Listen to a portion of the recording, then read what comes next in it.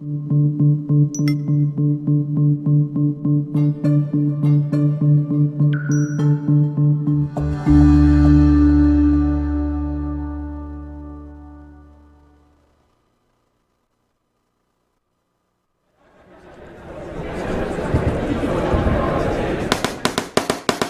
250,000, I'm going to get 275, I'm going to get 275, now 300,000, now 325, I'm going to get 325, now half.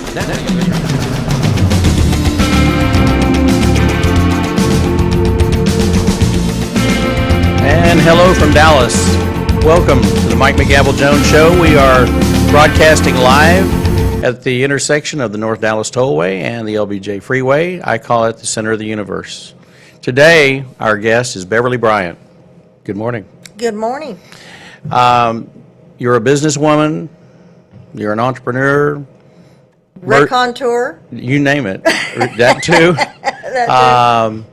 You're a Canadian. Yes. By birth. And an American. And an American too. So you are something else. Well, I don't know if that's good or bad, but okay, Mike. I think Ron Chapman used to have a show called Something Else or something like that. And but you and I met one evening and just got to talking, and so we've made a fast friendship. It's a foggy day. You can't tell it by looking out the window here. Well, I guess you can. We can see the windows behind us, and it is really a foggy day in Dallas. They say it's going to be 60 or 65 degrees today. That was interesting. Trelvis is in the house. Hey, that's one way to get attention, buddy. So I like to get started by just learning a little bit more about you and letting the folks know who you are, and we're going to do that in just a minute. You and I were talking about a fundraiser I did last night for a group called GALT, and it's G-A-L-T. People can Google it if they'd like to. This is the second year I've done this, and these are friends of mine that I do this auction for. We did it at Three Forks, which of course, I enjoy going to Three Forks. It's a neat place to hang out. I like the other places too, but they just happened to rent out the entire restaurant last night, the main floor. And GALT basically is designed to raise money and awareness of retiring greyhound dogs. And I had them on. I actually had John McQuaid on last year before the event to kind of introduce it. And John's a retired attorney and a sports attorney and hockey team owner, and he's an interesting character. But anyway, so last night we were raising money for that, and we had quite a host of people. We had Derek Harper from the Dallas Mavericks broadcast team, former NBA player, and former NBA player with Kobe Bryant. And as you know, he was tragically killed in a helicopter crash in Calabasas yesterday afternoon around 1 o'clock. And of course the whole world's kind of shook up about that, and the loss of his 13-year-old daughter. And then when you look at the other people that were in the helicopter, the famous person always gets noticed because they're famous. But when you look at the others, it's so tragic, because you had a former baseball player from the University of Houston who's a coach, a coach that now coaches a college team. His wife and daughter were all on the helicopter, and there were some others. I didn't remember everything about them, but we certainly send our thoughts and prayers out to all those families that were affected by that, because when you see the reaction, physical and facial expressions. Yesterday afternoon, they caught Tiger Woods by surprise when he was coming off the 18, and they were good friends. And then I was listening this morning to Jack Nicholson. Of course, he goes to all the games, and Jack, they were all big buddies. And then, but the one that got me, and a guy that I met about a year ago, was Jerry West, the great basketball player. Yeah. And, to see these guys with tears in their eyes, you don't see that every day. Well, it's tragic. It reminds us how precious life is, and how so many of us sort of dwindle it away until we get an eye-opener like that about Kobe Bryant. I mean, it's tragic, and I have chills. I mean, there's just words can't describe how tragic that was. 41 years old. Yeah. had the world by its tail. Oh, dear God. Only out of the game about 2 or 3 years, and was a lock to go probably in the Hall of Fame next year. Had a new baby. Wow, Yeah. that's amazing. Just Well, anyway, that was going on, and we had Mark Followell, who is the voice of the Dallas Mavericks. He was our MC last night. And then we had Craig Ludwig, retired from the Dallas Stars. Chuck Greenberg, who is the owner of the Frisco Rough Riders, formerly with the Rangers. He was there as a guest. So we had kind of an all-star crowd. We had Burton Gilliam from Blazing Saddles. I know, I remember him. Yeah, and people don't realize he's been in 55 movies. Well, he's one of the classic supporting cast players. Yep. Yep. Which means he shows up on time. That's right. That's right. Has a good agent, shows up on time, and Yep. is always dependable. And has a great personality. Terrific personality. Even, today, he's at 80, I think he's 81 now. Is he really? Yeah, he's 81 My and still a goodness. scratch golfer, and he doesn't look 81. Yeah, I You bet, know, yeah. and in fact, he's been on this show, and he actually wanted to come meet you. After I'd love to meet him. Well, Can't wait. you will. But Burton's a great guy, and so I would, as we were talking earlier, one of the first things I auctioned off last night was a Blazing Saddles ball cap. I didn't even know they made Blazing Saddles ball caps, but they do, and it was signed by the great Mel Brooks. And Mel doesn't sign a lot of anything. He just doesn't. Oh, he's too busy. He just doesn't do it, and you can't just get this stuff. Well, it's not a question of busy. He just does so many other things because he's such a multitasker. As I mentioned to you before, I think one of the best evenings I ever had was with Mel Brooks and Harvey Korman at the Bombay Bicycle Club years ago in Beverly Hills. Just, they had to close the place, and we were still laughing and carrying on, and it was just monumental. Yeah. How he's so clever. He's so fast. Fast. Oh my fast. goodness. He's- Yeah. Well, Oh, both of them are. Well, Really. and Johnny Carson, the same way, just a wit. Yeah. I mean, he might tell a joke, but he could say something off the cuff, and it was far funnier than telling a joke. Exactly. And with Burton, once Johnny met Burton, he had a seat saved for him on the front row. Isn't that all the amazing? time. Yeah. And that was his seat. And Burton knew where he was going to be anytime he wanted to Well, go. he probably went out afterwards, had a few drinks, too. You never know. I can say probably. This is most likely. Probably.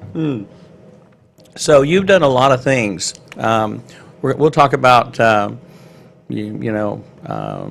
let me finish my thoughts about this fundraiser. Certainly. So we did the fundraiser last night. We had great participation. We had 2 or 3 former Texas Rangers that were in attendance, and then we have an artist that we work with a lot, and Richard Nunez is the artist that He does normally the caricatures, right, yes, over there? he does. Mhm. Yes, he does.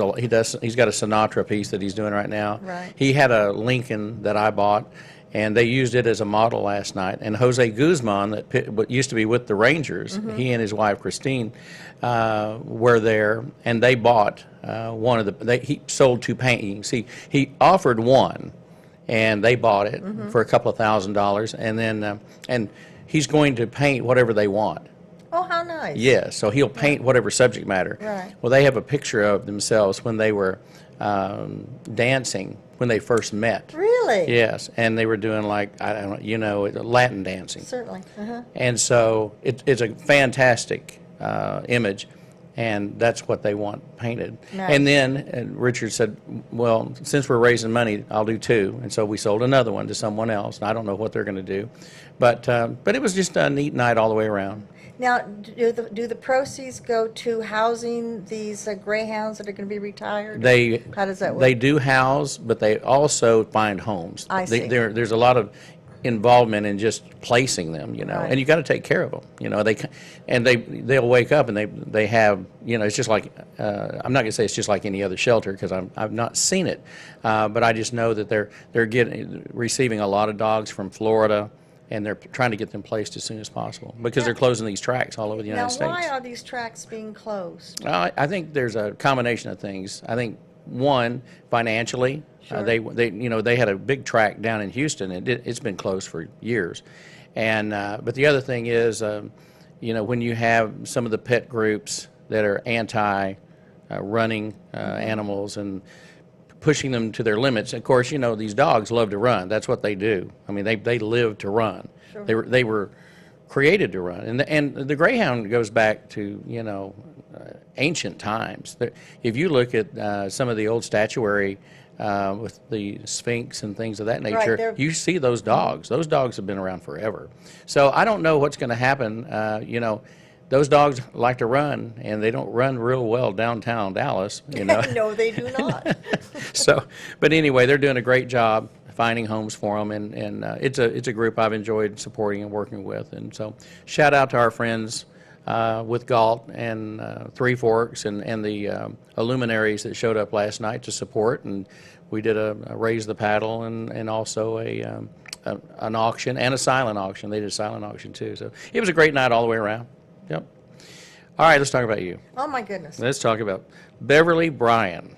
Yes, sir. You were born in? Canada, in Vancouver, British Columbia. Okay, tell me about that.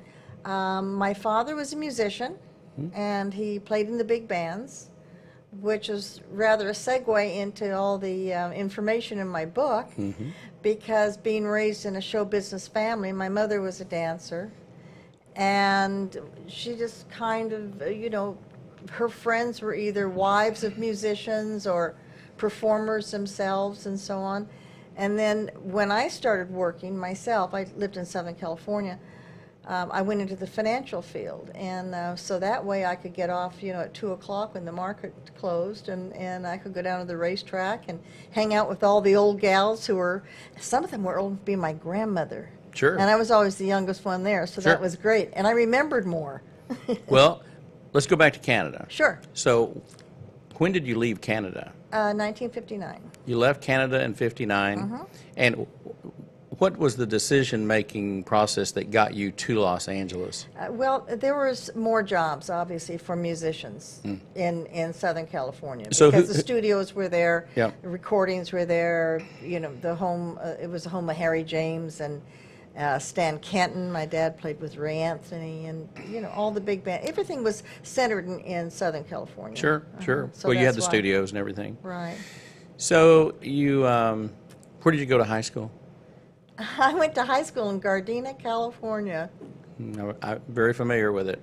So you went to high school there, and then you went to UCLA directly, or did you do something else? Well, I was working as a trader because my father died very early, and so I had to go to work actually to support the family. And unfortunately, my youngest brother was in a coma, and home cared for. And during that year that he was sick, my mother just forgot to pay the insurance policies, which was tragic. Yeah. So fortunately, I'm going to tell you, my grandmother taught me to play canasta when I was 3 years old. So I could count, add, subtract. I was very good with numbers, still am. So I was able to get a job as a floor trader. And in those days, that was, women were just taboo, mostly. Yeah, that's a glass ceiling job. Yeah, I had to get a fake ID, which now in the fourth quarter of my life, I'm going to get another fake ID. And roll it back 10. I'm not asking age. There you go. I'm not going there. Yeah. So you became a floor trader, And then got in, and right. then but the other thing is you met a lot of people. You talk to anybody. Well, I wouldn't go that far, but I talked Pretty to a lot of close. people, pretty close. Pretty close. And and my family, we knew a lot of people. For example, even before we moved down to the States, in those days, in the really the dark days of segregation, when musicians would come in to perform in Vancouver, they couldn't stay in regular hotels. They had to stay down at where the porters would stay. So they always stayed in the musicians' homes. Mm-hmm. So I remember that Louis Armstrong used to babysit for Wow. me, and Wow. and Nat King Cole taught me to play dominoes. And I remember Dinah Washington and Dick Night Train. I remember a lot of people, and in fact, our sponsors, because you had to have sponsors in. If you're going to immigrate to America, you had to have medical examination. You had to make sure that you didn't have any kind of, you had to have a certain amount of money. I think then it was $10,000, which was quite a bit of money. a You lot had of to have a money. job. Yep.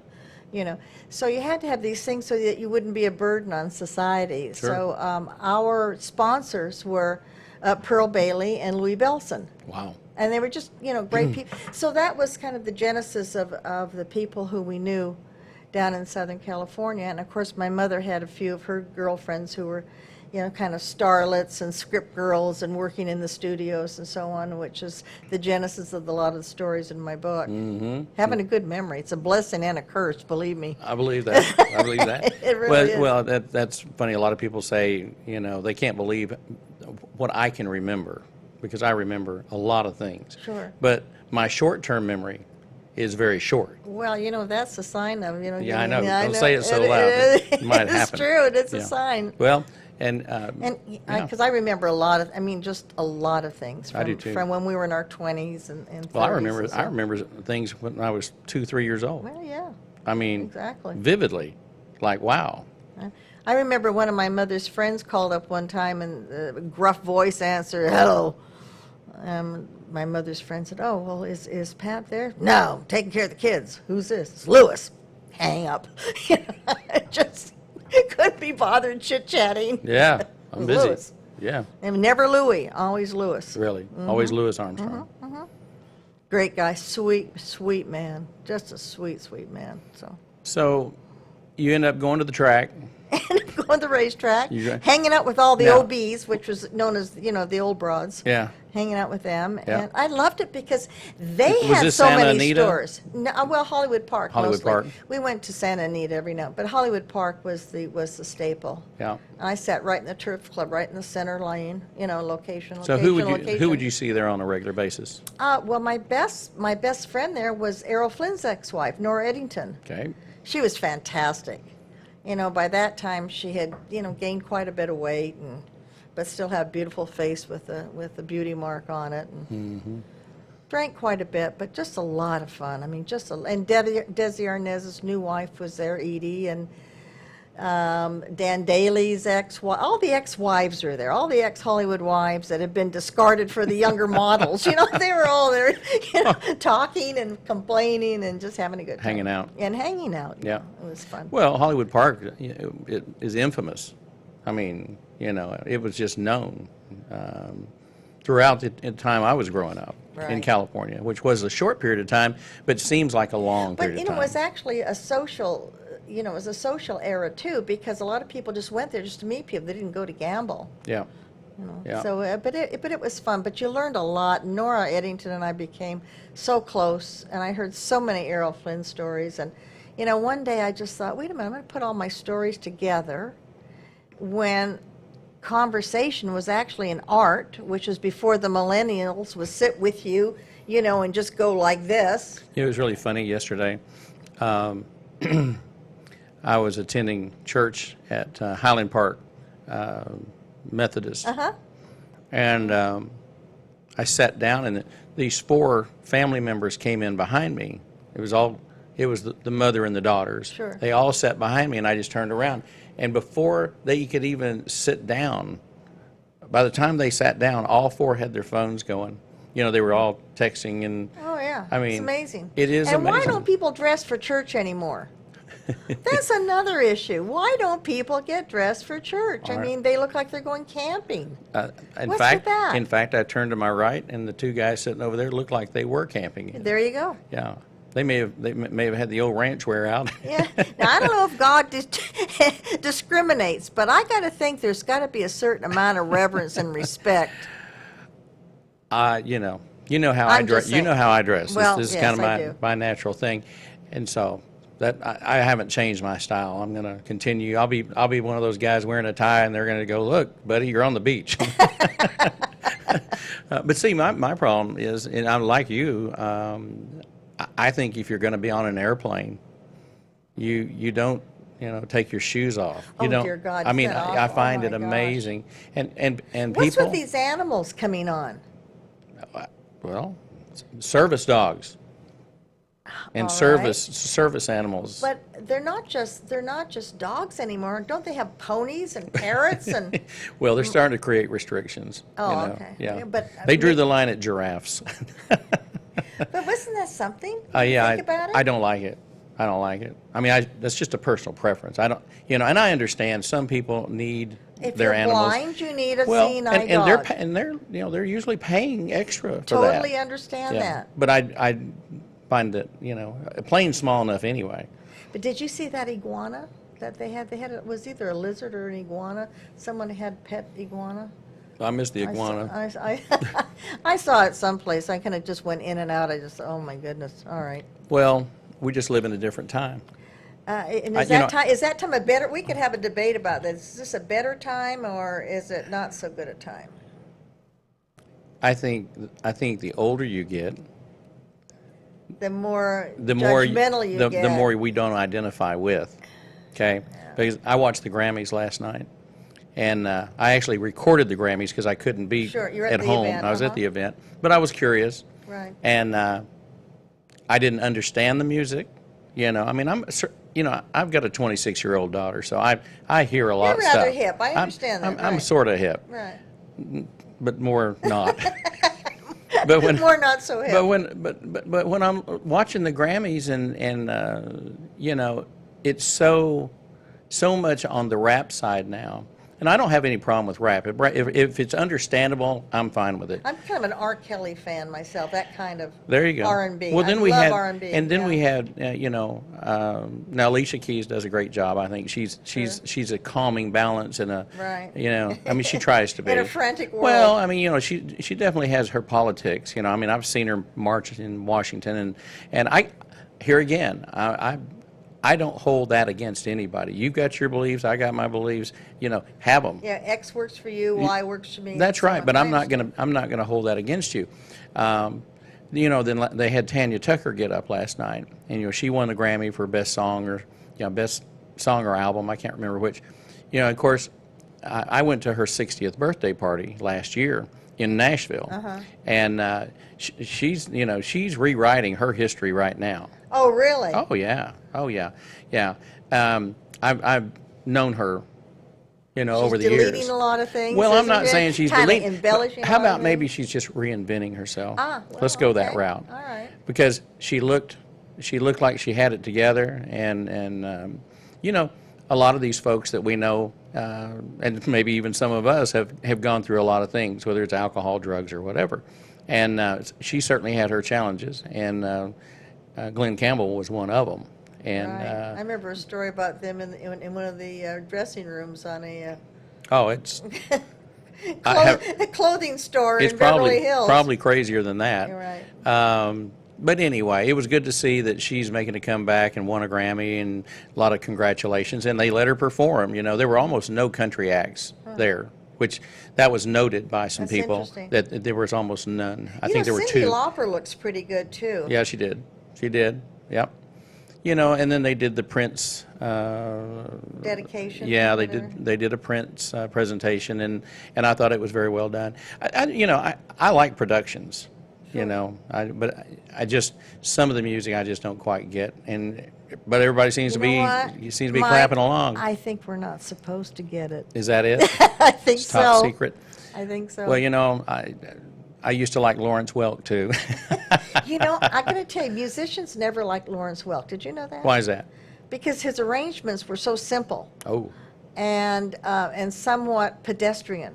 Yeah. I remember that a lot of the professional musicians who came over to visit us, my dad was a top didn't like drummer. working with him. Oh my good, they wouldn't work with him. First of all, he paid scale, Yeah. and he just had. But you see, that was the charm because he could relate to people all over the country with Yep. his simple renditions and his, the groups that he had on, the singing groups and so Oh, on. I remember and the they Lennon kind of- sisters and Right. all that stuff. Yeah, I wonder what happened to them. They got old. Oh, that's discouraging. I got to tell you, that doesn't work. Well, I think I was in love with one of the Lennon sisters. I think it was Peggy. Oh. Yeah. And that's pretty funny because I was watching them in the 60s and I was probably 6. Travis, are you learning some things here? You had some great ambitions. Well, the funny thing about the people in my book is that most people wouldn't even remember who they are. Well, let me show the book. But they're good stories. Yeah, where's the best shot? Is that the best shot, Travis? The best cocktail hour stories? The best cocktail hour stories. And When people actually had cocktail hours and told each other stories. I'm bringing that back. They are. I'm bringing it the back. art of conversation. We'll bring it back. It says, pour your favorite wine, relax, and enjoy these amusing real-life stories. So when did you start putting your thoughts together on this? Because I've started reading it. I haven't gotten through it yet. But it's... About 3 or 4 years ago. So you started working on it 3 or 4 years ago. And Came out last year. Came out last year. 5 years. It's 5 stars on Amazon. Got great reviews, which was Great. amazing. And in particular because I don't think a lot of people would remember all the old timers in there. And the only reason why I remembered all the old timers and could relate their stories was because my mother and my mother's friend Doris. I've got to tell you about Doris. Yep. She was just great. She was Marilyn Monroe's first roommate when Marilyn Monroe came to Hollywood. Still Norma Jean Baker. And I believe at that time Doris was dating the director of Ladies in the Chorus, which was, I think, the first book, people can look at it, the first movie that Marilyn Monroe was in. And I think she was still Norma Jean Baker then. Anyway, so Mickey Rooney came in one day and said to Norma Jean, he said, that sounds really kind of, folksy. He said, that doesn't look good on a marquee. Too Midwestern. It just doesn't look glamorous. So she said, well, what would you suggest? He said, well, what kind of names do you like? She said, well, my grandmother was Monroe. And there was a box of Maryland chocolates there, kind of like Godiva chocolates that they had on the set. She says, I like that, Marilyn. She says, I'm going to be Marilyn Monroe. Isn't that funny? That is funny. And that's how she got her name. And then, of course, Doris and Marilyn remained friends all through, right up to her death. It was just another tragic thing that is just part of life, Yeah. I'm just thinking, Marilyn was born in 1926. You can imagine. And she's just frozen in time because Yes. she died when she was so beautiful, 1962. Well, in her famous pinup, that the nude, yeah, you have that. I have that, and it's right by my desk, and it's in the form of a calendar. Right. And it's I believe it's a 1954 calendar, Could if I'm be. not mistaken. It's around 54, and it's the complete calendar. And I will do a shout out to Renee Bates, who's an auctioneer here in Dallas-Fort Worth, actually up in McKinney, and it hung next to his desk, and I had presented a painting to Cheryl, his wife, and then I guess he felt like he needed to give me something. We were having a trade. Right, I wasn't right. asking for anything. I was just sitting there looking at it. He said, "You like that?" And I said, "Yeah, I like that." He said, "Well, you can have it." And and it had a plaque from a friend of his that had Is that given when it to she him. still had her extra toe? Now, don't get me to lying. I don't know. I'm just saying she had 6 toes, Oh, that's and interesting. she had to have it removed. Travis, did you know that? Did you know Marilyn Monroe had 6 toes on one I foot? did not know she had 6 There toes. you go. I did not know The that little either. freakery of everyone. The freakery. The freakery. Well, all I know is it And was. she had her nose fixed too. Did she? She had a little bump in her nose. That all happened while she lived with Doris. That's how I know That's that. why you know that. That's interesting. Well, I know you know more than that. I will. I know. So, okay. Do you want to say anything else about Doris, or you want to talk about anything on the Hollywood Strip? Well, I just want to mention something about my book, not to do anything, but just as a coincidence. I can tell you right now, just from our conversations and just from I know, cruising it's fun. over It's- breakfast this morning, I was having my breakfast and I was reading the book, and I'll read every page because I'm that way. They're you know. kind of giggles to guffaws is what actually happened. Well, and you your wording is quite. Unique. Let's just say Let's unique. just say unique. Yes. It's interesting, and one of the reasons why my memory is so good because I didn't drink, never taken drugs. Yeah. I drink a little bit now. I drink wine, but I was never a drinker. Yeah. Like these Hollywood babes, they were just Guzzling. guzzling, and the stories just flowed and flowed and flowed. But I got a call last Friday. This was so funny. This is unique. Out of the blue, from one of the people in my book, Joseph Solomon, who is president of Vidal Sassoon.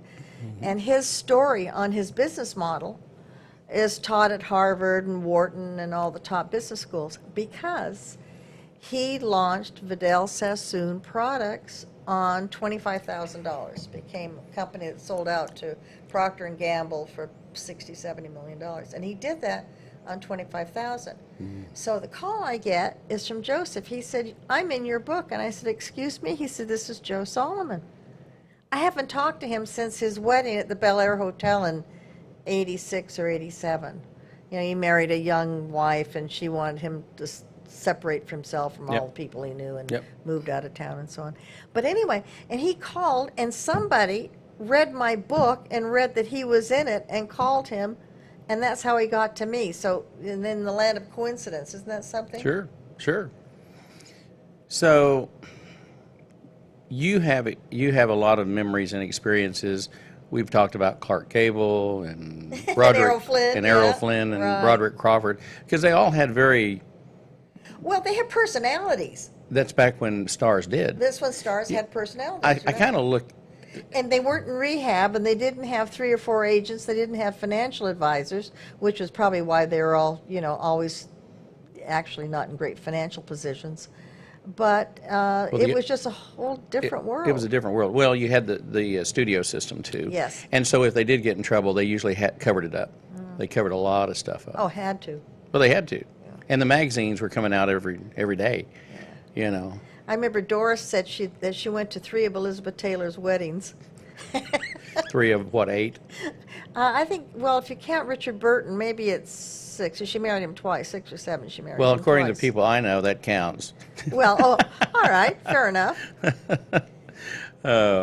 So you were trading, and then you went to college. Well, I went to college at night. I took classes. Actually, this is kind of an interesting story about how I went to UCLA and got a business degree.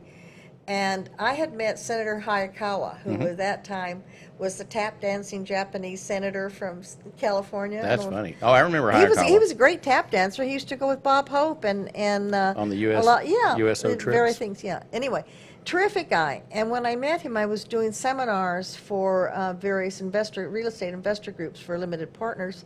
And he said, "Gee, I really enjoy your seminars. I really enjoy your presentations and so on." And he said, "Where did you get your degree?" And I said, "Well, I don't have one yet. I'm still going." He says, "You know, we have a series of challenge exams that we have for a number of foreigners coming in, particularly for medicine and other various professions."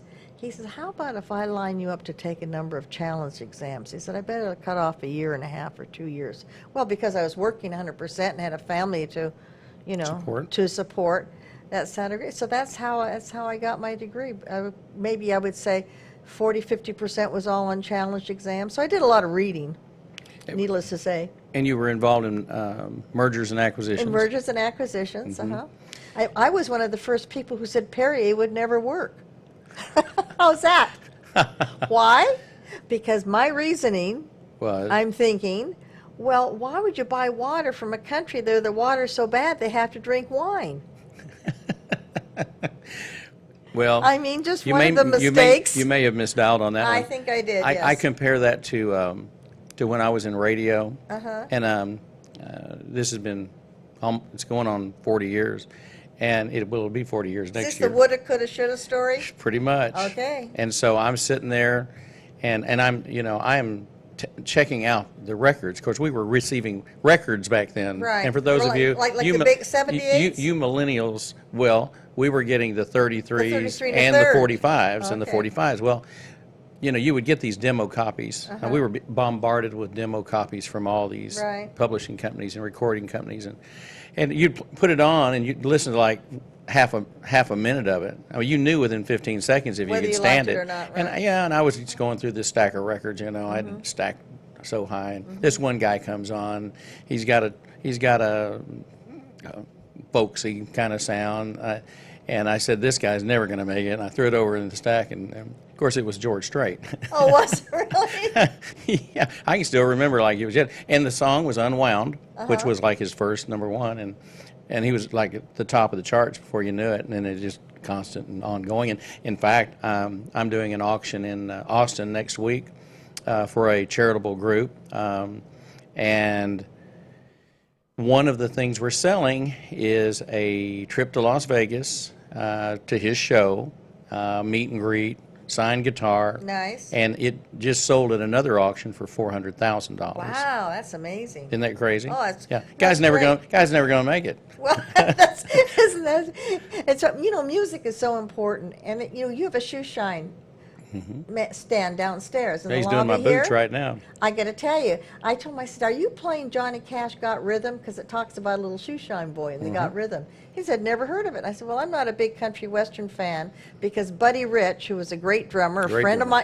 of my dad's, when he was going into the hospital, they asked him if he was allergic to anything, and he said, yes, country and western music. so I always have to give that caveat. And actually now when I fill out the forms, when I go to the doctor's office, they say, are you allergic to anything? I always You put write down that. You write down country western music. Yeah. Nice. But, it's kind of evolved since those days of Well, now, British we've now made country music so mainstream. bland. it's kinda You mainstream. play 10 guys, you can't tell them apart. You'll hear one or two that are unique, and everybody else sounds the same. Yeah, I hadn't thought about that. Trust me, Yeah. trust Really? me. I mean, I may have called it wrong on George, but I'm Well, not. one I'm would not think. calling it wrong on this. Isn't that funny? Yeah. Now I don't. I like old country. I'm not a big fan of the new stuff. And people know I will listen to some new stuff because Really? you try to blend in with it, just because you need who need was to know what's great at going that, on. who had a really a great sixth sense about music and the evolution of it was Ray Charles. Oh yeah. Because he went over so many. He started off playing really hardcore rhythm and blues, and then he got into country western. I mean, it's just my dad played on a couple of his albums, and he was just saying how brilliant he was because he could second guess what was going to be popular 6 months from now. And Marilyn with her photograph. Her calendar, it was the calendar. It was the It was her calendar. calendar. Yeah. She could actually tell that she could go nude and not ruin her career because she was just on the cusp when people were getting a little bit more permissive in their views, for example. And Hefner had kicked the magazine off, and it was Exactly, and it was hitting big. same era.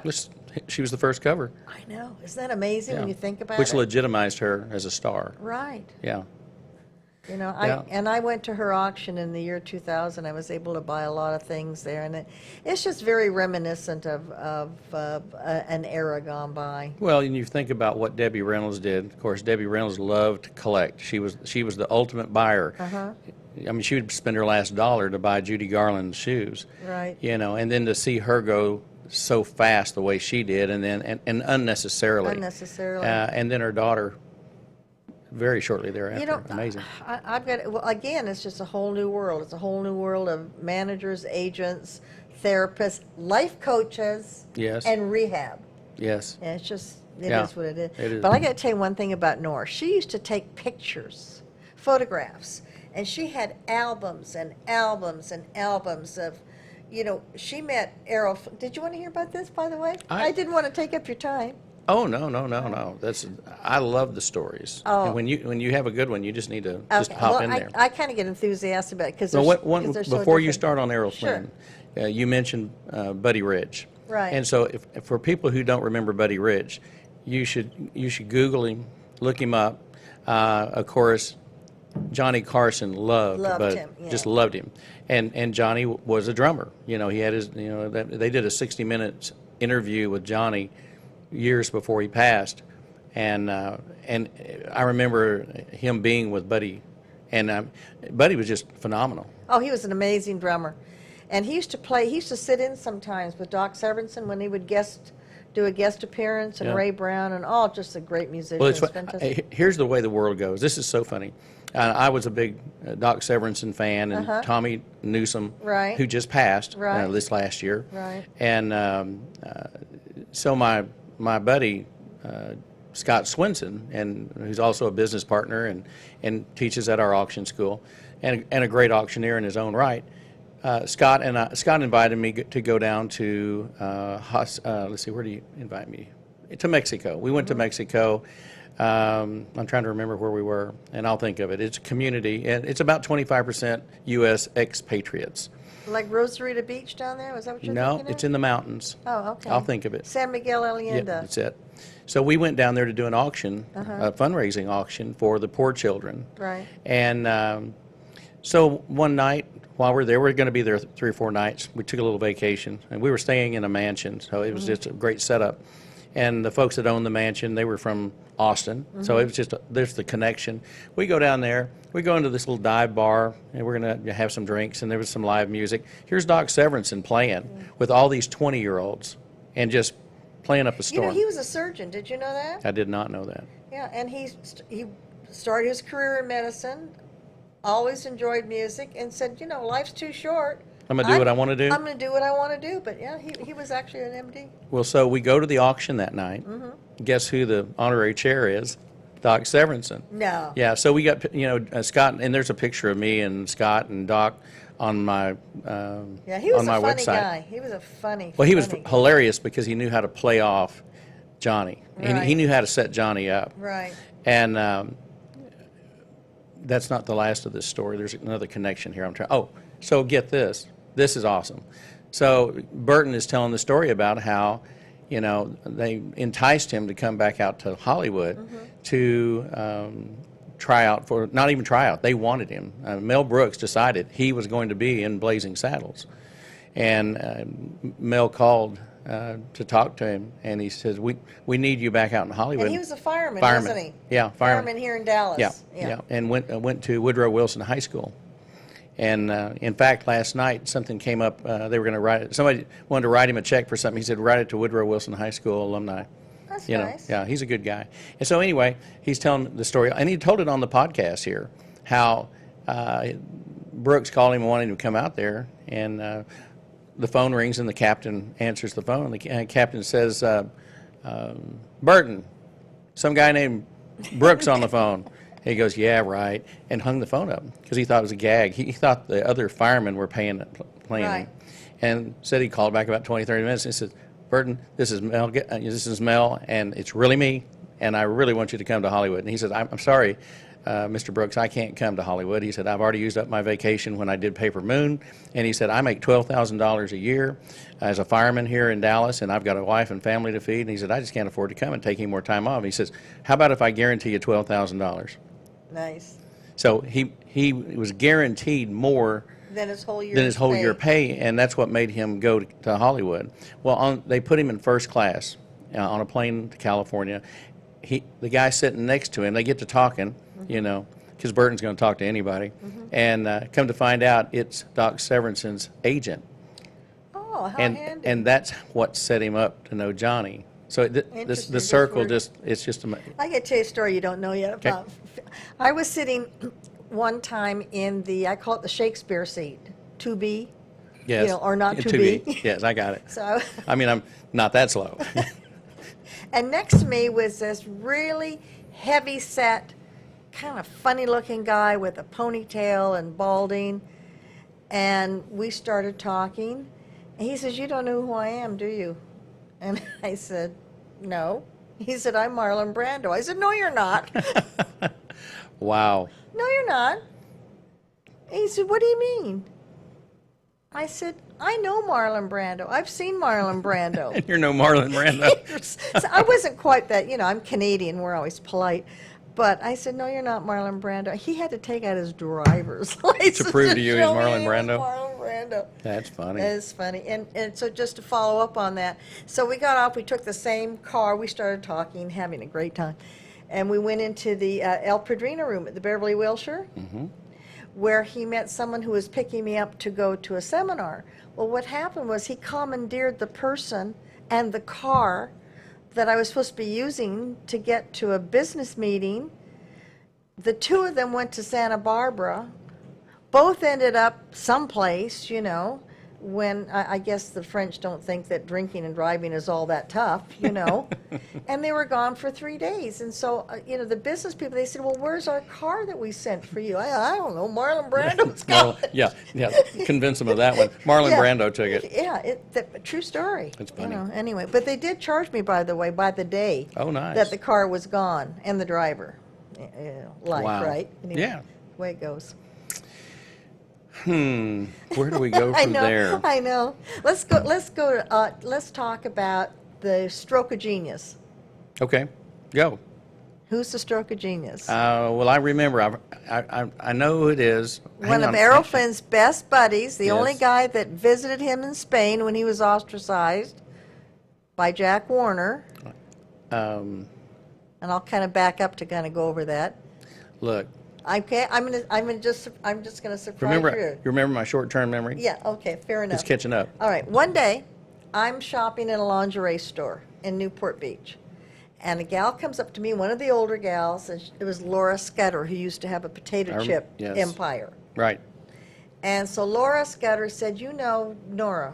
"Yes, I do." "Well, would you please give her my best?" And Nora's little son had just died of leukemia, and I said, "I spend quite a bit of time with her because, you know, she's gone through this tragedy." She said, "Well, just tell her that, you know, we all think about her," and so on. All right, so I give Nora a call, and she says, "Come on up here." I knew she'd started drinking, you know, by that time. She said, "I really need to see you today." So, all right. So I drive up to Beverly Hills, and I go into Nora's home, and she says, "You want to see a picture of Laura Scudder in 1947? Oh, I do remember the stroke. It's a great story, right? When you said that, okay, yes, it's a great keep going. Yeah. So Nora It is gets down, it's a great story. She gets down all of her albums, and I mean, she had, when they used to have the little corners, you know, and they put them in the little kind of cookie cutter. They were little cardboard corners. Little cardboard corners you'd have in the black book, you know, the black picture Scrapbook. album. Anyway, so she says, "Here's a picture." Now she's slurring a little bit, you know. "Here's a picture of Laura Scudder in 1947. I said, "Oh, she's beautiful." He says, "Yeah, there's Arrow, there's me, and there's Laura." And I said, "Oh my God, who's that fourth person?" She says, "You know who that is." I said, "Couldn't be."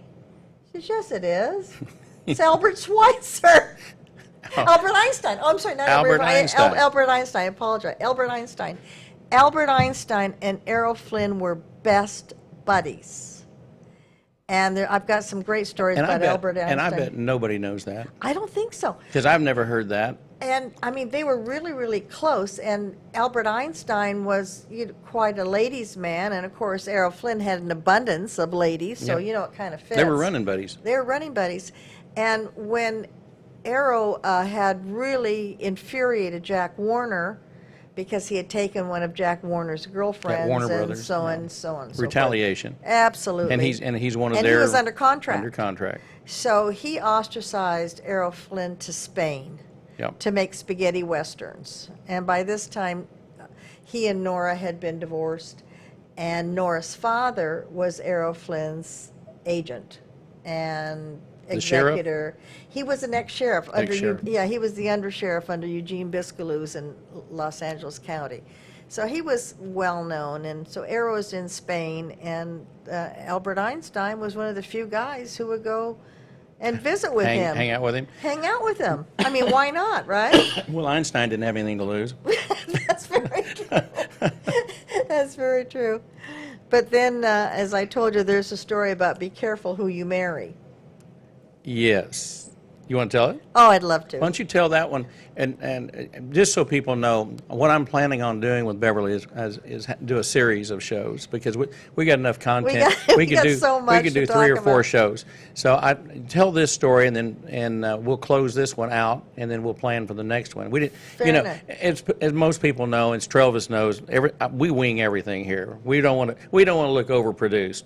Well, we definitely are not. And so we're not. Yeah. We just kind of wing it, and I think it's a lot more fun that way, and I think people get a better feel for who we are, and love us, hate us, whatever. With this is what you get. Well, I'll tell you, anyone that can take a look at a picture and see Albert Schweitzer, with his kind of look the same. Einstein. Why do I keep saying Schweitzer? I don't know. Yeah, I gotta tell you why, because I just read a story about him. That's usually what'll do it. It's part of that short-term All right, memory as well. tell the story. Okay, so Arrow is divorced and he's living in Spain. And just miserable. His 2 daughters with Nora, and he's back here, and he wants to come back to Hollywood, and Jack Warner will not allow him to come back to Hollywood because he had lined him up to do 4 or 5 of these spaghetti westerns back to back. Oh yeah, he wanted him out of town. So there was a starlet by the name of Pat Wymore, and she went to Nora's father, who was Arrow's agent, and said, Errol just contacted me and wants me to come visit him in Spain, which was a lie. That never happened. And he said, well, I didn't know about this. And she says, yes, but I don't have any money to get over there. Could you loan me $1,000 and I'll give it to you from my next studio paycheck, and just to get me over to Spain, and Errol will take care of me after that. So, she signed over a note, and he gave her. She tried to reach Errol, who was out who knows where, couldn't reach him, and didn't have any reason not to believe Pat Wymore, who wanted to leave the next day. So he gives her the $1,000. She gets on a plane and goes to Spain. Well, she shows up, and Errol doesn't know that she's coming. In fact, I don't even think he went out with her, but she kind of had her eyes on him and so on. So she meets Errol Flynn, and she says, my father is a multimillionaire in the oil business from Texas. And she said, if you marry me, we will go back to Hollywood and we will buy out Jack Warner.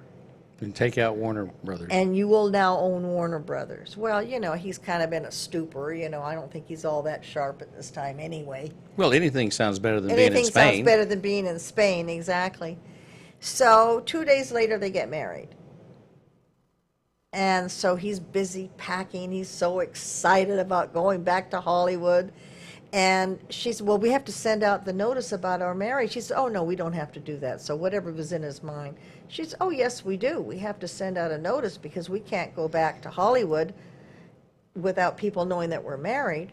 So they send out the notice, and it goes all over Associated Press and United Press at that time. Errol Flynn and Pat Wymore get married in Spain. Fine. So he's packing. He's excited. He wants to go back. He's making all these plans. And she said, well, Errol, I just called my dad while I was down there at the Associated Press making our wedding announcement, and they're all dry holes. There's no money. We can't go back to Hollywood. We're busted. We're busted. And probably disgusted at the same time. Yep. Anyway, make a long story short, he throws her out, never wants to see her again. So, fast forward, he does his 5 westerns. They make up somewhat, but not really. She has a little bit of money now, and because she's working down there. So they had a little bit of a reconciliation, but not anything, dramatic. Anyway, he then leaves and goes to Vancouver. Yep. With his new girlfriend, Beverley Adland, who's a teenager, 16, 17 years old. This is where the twist really comes in. This is where the twist comes in. So be careful who you marry, is the moral of this story. Or be careful of who you don't divorce. Or be careful of who you don't divorce, exactly. Anyway, he's in Vancouver. He's on a sailboat. He dies. And in fact, a friend of mine was that later who I met, Grant Gould was the doctor who signed his death certificate and so on. She leaves his body for 2 weeks in Vancouver without embalming. Then she has it set on a train, a slow train. Not to Georgia. To get, not the midnight train to Georgia, that's back for to sure. Los Angeles. Back to Los Angeles, where they announced they're going to have services for him, and Nora and the girls are excluded. They had to get a court order to go to Errol Flynn's funeral. Nora was the executor of his will. However, because he was legally married to Pat Wymore, it became null and void. And it hadn't been updated, a number of things, he's kind of on the downslide of his career at this point. And he had left in his will that he wanted to be buried in his yachting cap and his blazer at the Flynn Ranch in Jamaica where his father was buried. Well, Pat, as the legal widow, buries him in a gray suit in an unmarked grave in Forest Lawn, that in a plot that she got, Jack Warner hadn't died yet, in a plot that she bought right next to Jack Warner. His arch nemesis. His arch nemesis. So The guy that basically killed banished him to Spain and killed his career. and killed his career. So if you go to Forest Lawn today, you will see Jack Warner, and you'll see. And they did get a marker.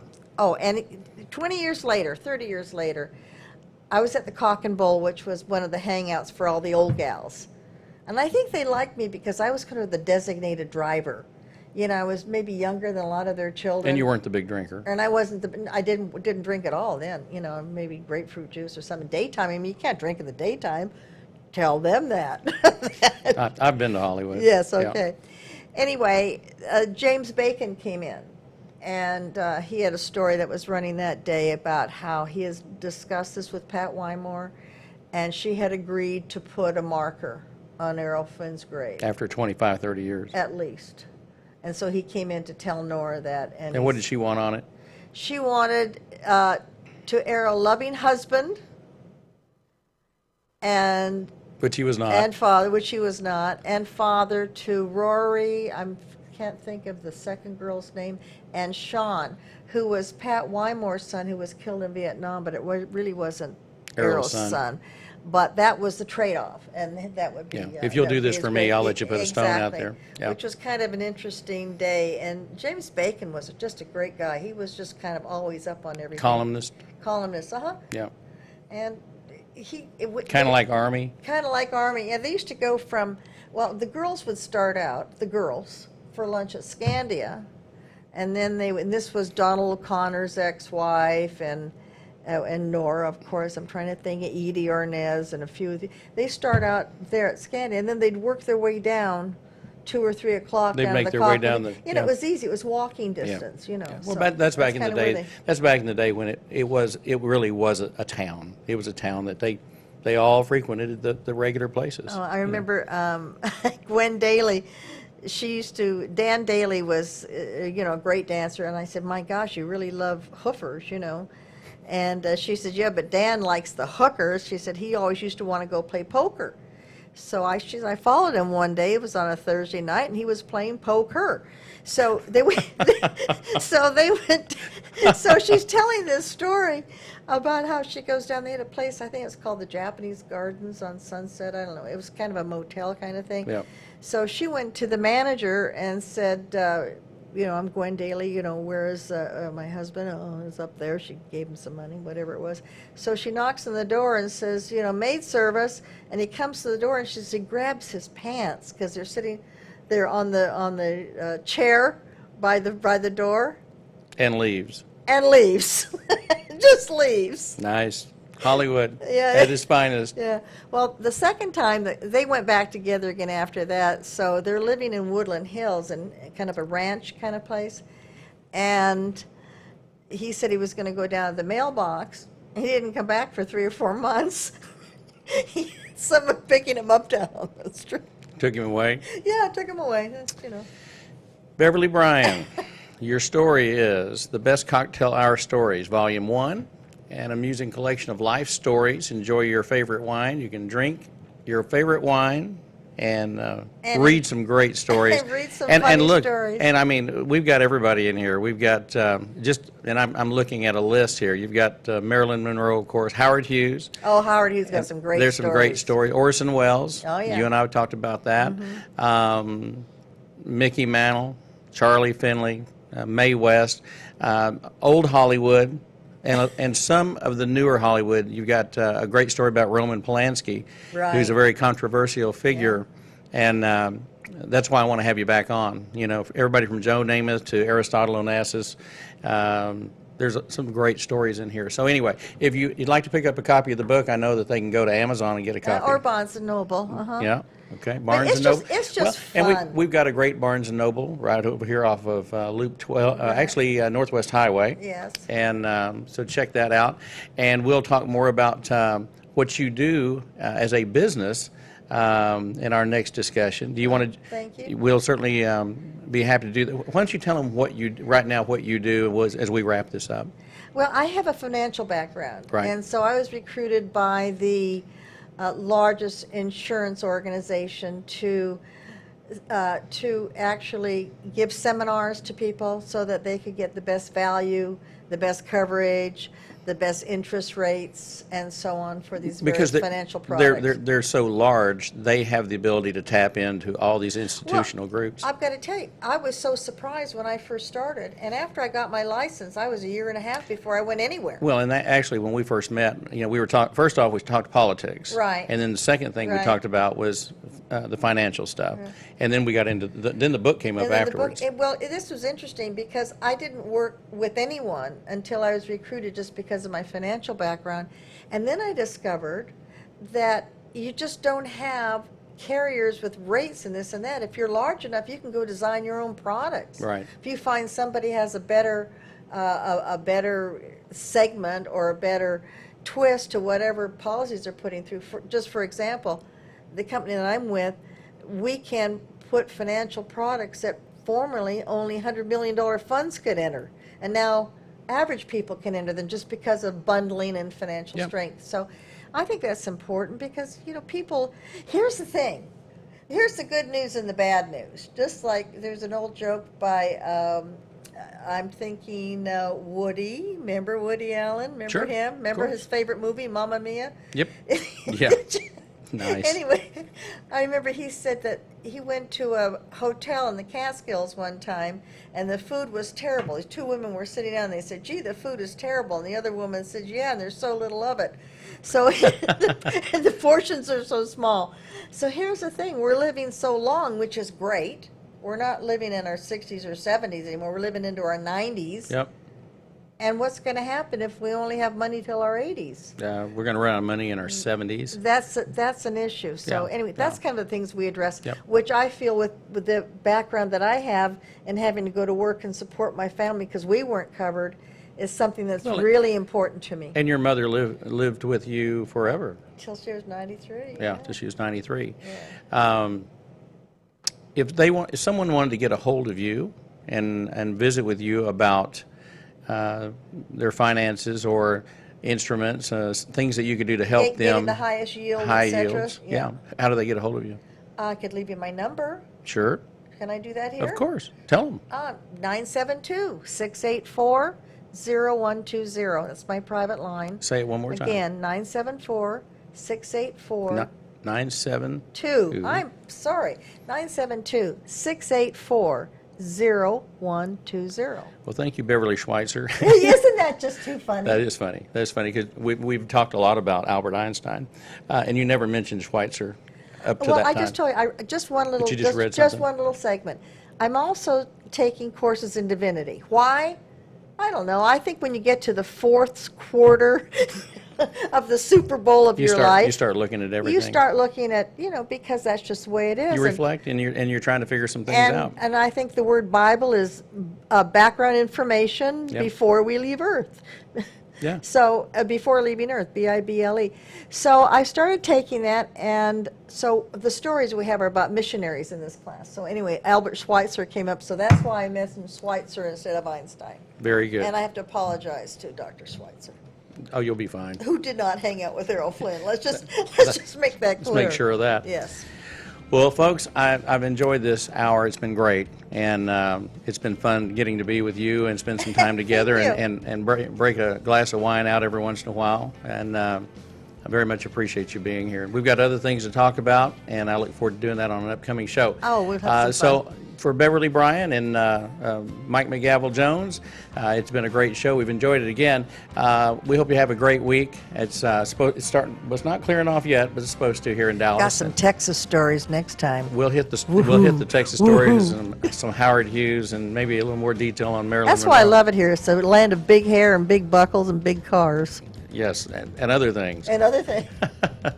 Oh, Travis, thank you for being the producer again today, and I always appreciate you and what you do for us. On behalf of everybody here in Dallas at the intersection of the LBJ Freeway and the North Dallas Tollway, the center of the universe for us, we wish you the very best, and we'll see you next week. God bless.